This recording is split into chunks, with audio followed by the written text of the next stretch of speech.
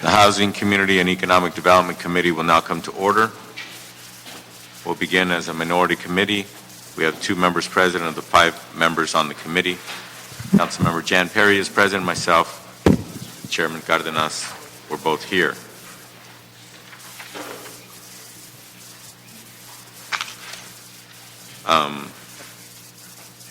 I'll begin by announcing that item 1, if we'll move that forward.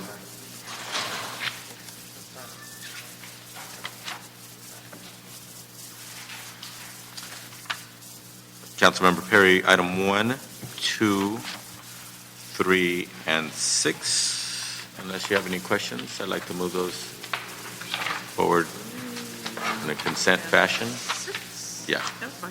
Okay. Just want to talk about 4. Okay, yeah. Items 1, 2, 3, and 6. We'll move those forward. 2 votes to move those forward. And is there anybody who came to speak on items 1, 2, 3, or 6? Okay, clerk, do we need to read anything into the record or anything? Or? Pardon me, Mr. Chair. Yes, we should read the items into the record. Great, okay. Sure. Michael Caxieli's office. Item number 1, motion Weezer Englander relative to authorization to reprogram $250,000 in CDBG funds from the Council Lucky Brand Project to the Chicago Building Project located at 2130 East First Street for tenant improvements and other eligible expenses, and instructions to the CDD to report on CDBG savings and reprogramming, and the CAO and CLA to report on CDD's CDBG reprogramming report with recommendations for reallocation of funds. Item number 2, CDD report in response to budget motion Englander Cardenas relative to identifying additional $50,000 in funds for the New Horizons Adult Learning Center expansion project located at 15725 Parenthia Street. And that item was also referred to Budget and Finance Committee. Item number 3, motion Reyes Perry relative to authorization for LAHD to administer $725,000 in transit-oriented development funds for the benefit of the MacArthur Park Phase B project located at 1901 West 7th Street and 678 South Alvarado Street, and authorization for the GM of LAHD or designee to accept the award, negotiate, and execute the grant agreement with the California Housing and Community Development and related actions. And lastly, item number 6, CDD report relative to acceptance of a $450,000 traffic safety grant from the State of California Business Transportation and Housing Agency, Office of Transportation of Traffic Safety for the Child Passenger Safety Program and related actions. Okay. Is there anybody here to speak on any of those items? I don't know, I have any public comment cards on those items, so public comment on those items has been satisfied and closed. So with that, we'll move those items forward. Next, we go to item number 5. Item number 5, LHD report and CAO report relative to authorization to execute documents necessary for the granting and acceptance of a $1,764,975 of additional emergency solution grant funds allocated by the U.S. Department of Housing and Urban Development pursuant to the Homeless Emergency Assistance and Rapid Transition to Housing Act of 2009, authorization of 2 grant-funded positions and related actions. That is item number 5. Thank you. Good morning. Thank you. Good morning, council members. My name is Madeline Rackley, and I'm here representing the City Administrative Officer. As Mr. Keck indicated, the Los Angeles Housing Department requests authority to accept and appropriate the $1.7 million of ESG funding from HUD and to amend contracts with LASA. In addition, the Housing Department requests authority to reauthorize 2 exempt resolution positions which were previously funded by an ARA grant. The additional ESG funds will be used to help people regain stability in permanent housing, and they will do that through outreach and emergency shelter operations as they've been doing for many years. The CAO recommends that the council approve and accept the $1.7 million in additional ESG funds. However, the CAO would like to address the staffing request in a separate report, which would explain clearly to council what the positions will be doing and how they will be funded. This addendum report would follow immediately the report you have in front of you, and it would be released in time to be heard in council together with this report. Okay. Thank you very much. By the time we get to council, we need to make sure that we know how much money of the fund will go to staffing and how much will go to the operations of the management of the program, and also of the 6 potential ESG programs located in LA County. Unless you have the answer now, how many of those will be located within our city limits? I don't, maybe there is someone here from housing who could, but certainly we will address that in the report. The 6, oh, yes. Hi, sorry. We asked a representative of the Los Angeles Homeless Services Authority to be here, but unfortunately they're not. Oh, they're here? Okay.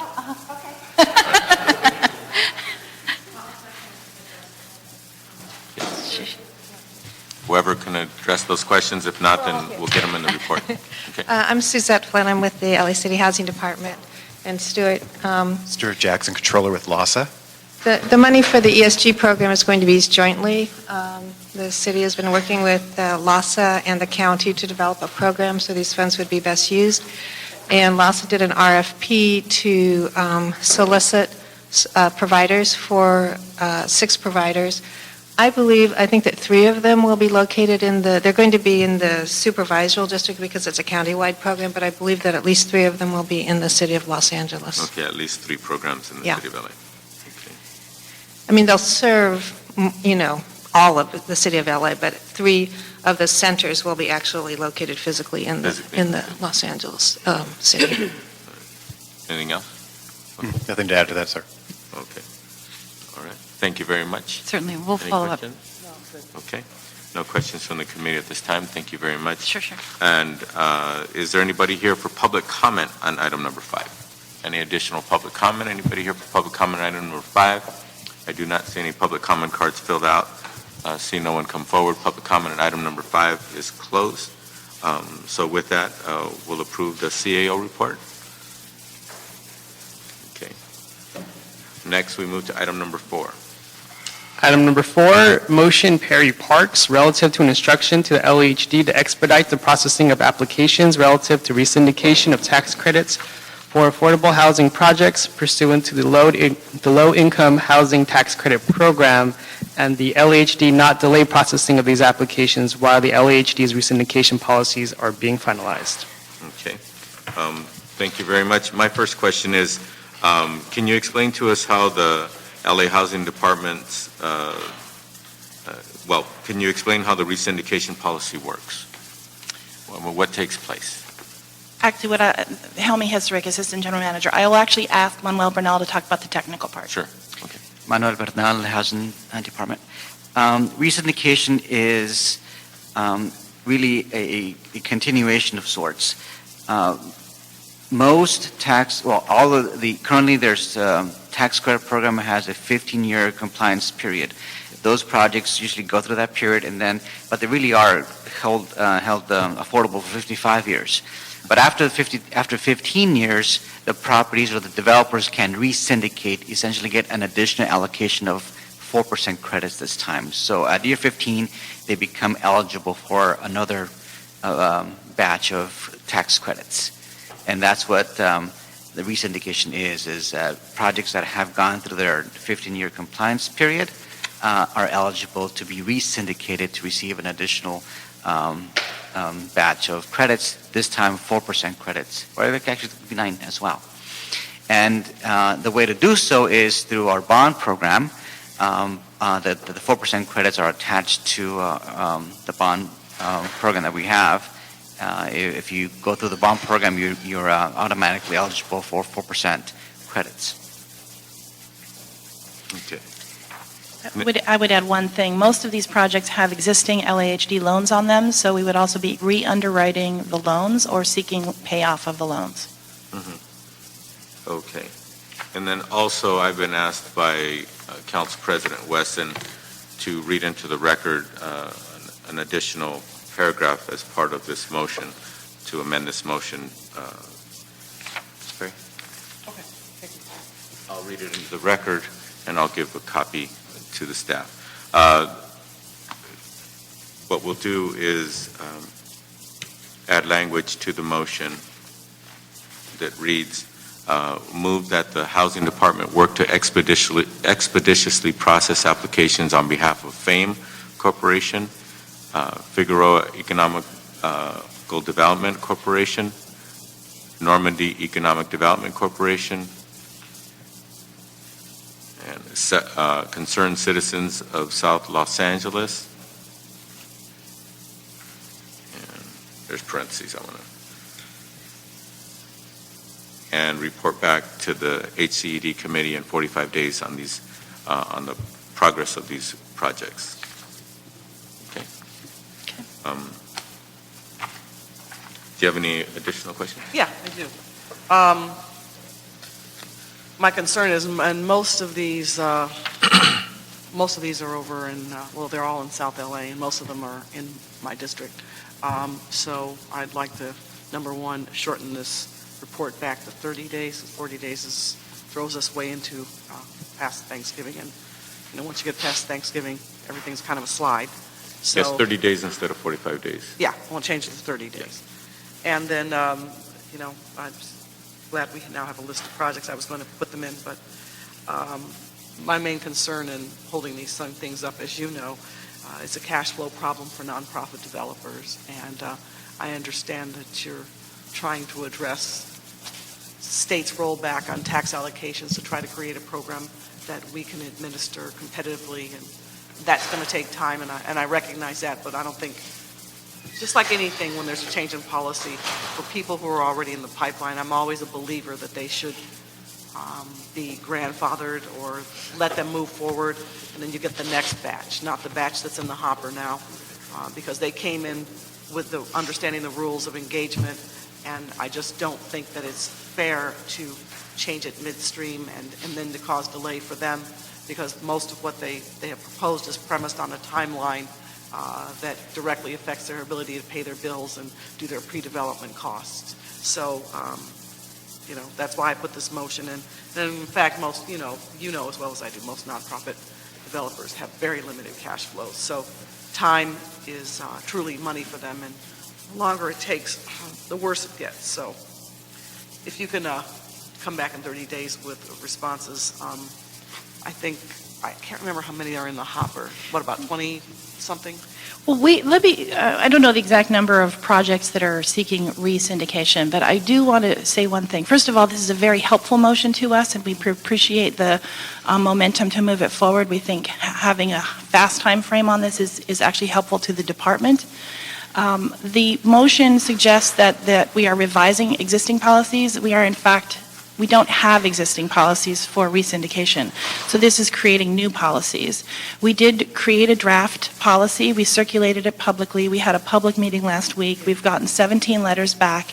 We think we can meet this week to incorporate edits and comments from the public and come back very quickly with a policy. We can work to simultaneously take all those applicants that are waiting in line in. This isn't a NOFA. This is really, they're coming in to be refinanced, and we will move it as quickly as we can. And I think having a 30-day report back is very doable for us. Okay, thank you. And also, you had a public meeting. How many stakeholders came to the meeting? We have a login list. I would say probably 30 or so. I think your entire pool is about 20-something, so maybe that they also... Hopefully. It was all the- It was nonprofit and for-profit developers, but it was a mixed pool. But yes, there was around 30 folks, plus our staff and other folks. Okay. Can I say one thing? Yes, please. Yeah, my primary objective here, just so that I'm very, very clear, is I want to move these projects that are in the hopper now forward with particular focus. No, I don't want to speak for other people's areas or whatever, but for the South Los Angeles projects, that means south of the 10. I want to move these projects forward under the configuration that they're in now. And, there's nothing to say that they can't catch up with whatever policy comes up down the road, but that new policy could take 4 or 5 months. And these projects don't have 4 or 5 months. Many of them will fall by the fall by the wayside. So when do you anticipate being able to bring forward the policy structure once and for all? You mentioned that we really don't have a policy structure on re-syndication. So when do you anticipate the department's going to have something that they can bring forward and say, we vetted it, we've communicated with the community, this seems to be the best way to move forward? We'll have that policy to bring to council within 2 weeks, within about 2 weeks. Excellent. But just remember, my goal is, I'm glad you'll have that policy, but if it means delaying these projects more, that's not my intention today. I don't think it would have any delay on the projects at all. In fact, the only timing consideration for the projects will be when there can be a tax credit allocation, which actually isn't going to happen until the beginning of next year. We can put together the transactions, though, immediately. We can start working on these transactions.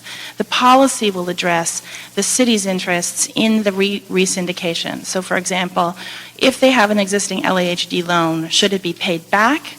Should it be restructured? You know, what is our sort of expectation? And under what criteria do those Yes. decisions? So even though the new policy's not in place, just to clarify, you're telling me you can go ahead and work on these projects now regardless? Yes, we can. So what do you need to be able to move forward on these projects from the committee to say, I'm speaking for myself, how do we move these South LA projects forward? What would be very helpful to us is if we could begin structuring the deals based on the draft policy, which, So now you know, But that's sort of like, well, we need a structure to follow. With the, but then that means you can't start. But re-syndication is ongoing on projects over time. What you said earlier is that the city of Los Angeles has witnessed and/or participated or allowed re-syndication within our midst, only we didn't have a formal policy in place. We've done it very little.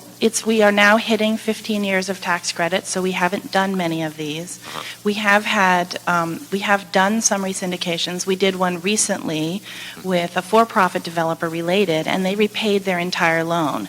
We think that's unusual for So them. What I'm asking for, now if you say that you're waiting for the draft policy to be in place, then that basically means that they will still have to wait for the draft So the policy. key word on that question is, are you waiting for the draft policy to work on the paperwork and the process for these projects to need re-syndication, or are you doing it concurrently? We can do it concurrently. We have released the policy, so everybody has it. So we can already Yeah, but start to do.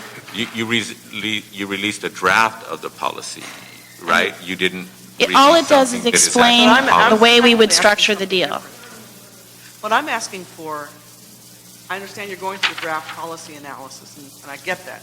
But what I'm asking for these South LA projects, let them move forward, not subject to the Process. draft. Just process. Well, All I'm asking for them to be is process. I don't want them to be caught in the draft policy. They submitted before the draft policy with the understanding that, you know, I guess you had an ad hoc process for processing re-syndications, and they submitted with that understanding. So all I'm asking is that you process them pursuant to the pattern and practice of the department prior to your beginning this draft policy. Because again, I don't want them to be caught up in the draft or whatever. I'm just asking that this pile of applications move forward as we find ourselves now, ad hoc, whatever you want to call it. But you do have the ability to process them. All I'm asking you to do is exercise that ability. Councilwoman, just to that end, it's important that we do address those projects that are in the pipeline already, and the department will process and underwrite those proposals. It's important, though, when we come back to committee, we have to come back to committee and council with the authority to re-syndicate. Mm-hmm. And within that approval, we're going to have some dialogue relative to how they're structured. So we are going to work in parallel with the policy procedures, as Ms. Hisrick mentioned, that we will come back in 2 weeks with that policy. Oh, I think that... And we will do the underwriting at the same time. They're going to have to meet at the same point, because we can't, as a department, I for the don't city. care that they meet at the same point. I think we're having some semantical Well, I differences. But what I'm asking you is if you would process this pile of applications as you would in any case, whether you have a draft policy or not. Well, Would we you will, process them anyway. I just need to know whether you'll do that or not. yes, we will do that. And that they won't be held up because of a draft policy We pending. will process them and underwrite them in the same manner that we are going to be proposing our policies. So they will be done in the same manner. But And, they won't be held up. They will not be held up. We will do, as Mrs. Rick indicated, we'll come forward with our draft policy at the same time. We'll do the underwriting of those projects, and we'll do them concurrent or consistent with what the draft But it's policies are. not in and of the policy, it is parallel. It will be parallel. Okay. They So will that they will means mirror each other. They will be processed as you process now. We don't process now. That's the distinction. We don't have a policy. She said you had a few examples, you had an example.